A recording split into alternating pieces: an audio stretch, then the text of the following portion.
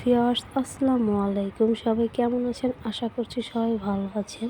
আলহামদুলিল্লাহ, আমরা মোটামুটি অনেকটাই ভালো আছি। যেহেতু দিনে গরম, রাতে শীত, পাতলা কম্বল নিয়ে ঘুমাইলে আসলে দিন দুনিয়ার কিছুই বোঝা যায় না। কোথায় দিয়ে সেহরির টাইম হয়ে গেছে জানিও না। তাড়াহুড়া করে ভাত ছিল না, যেতটুকু ছিল প্লাস তার মধ্যে কিছু মুড়ি নিয়ে দুইজনে তাড়াহুড়া করে সেহরি খাচ্ছিলাম। আন্টি একটু মাংস তরকারি দিয়েছিল, তো ওটা দিয়ে আমাদের সেহরি কমপ্লিট করার পরে রিজিকের আব্বুর ভালো লাগতেছিল না, সে নামাজ না পড়েই শুয়ে পড়ছে। আর আমি বসেছিলাম, বসে বসে মোবাইল টিপতেছিলাম। তো এরই মধ্যে নামাজ পড়ার আজান দিয়ে দিছে।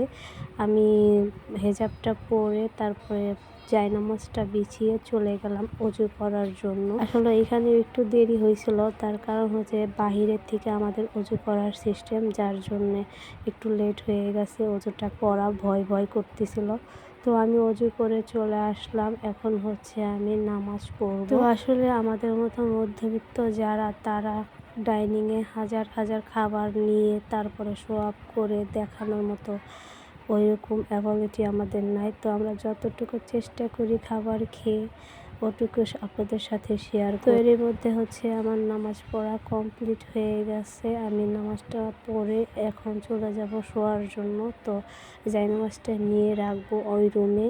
আর এসে দেখি রিজিকের আব্বু আর রিজিক অলরেডি ঘুমাই গেছে। তো আমি হচ্ছে ওই রুমের থেকে লাইটটা অফ করে এসে এখন শুয়ে পড়বো। তো আমার ভিডিওটা কেমন লাগলো সবাই কমেন্ট সেকশনে জানাবেন।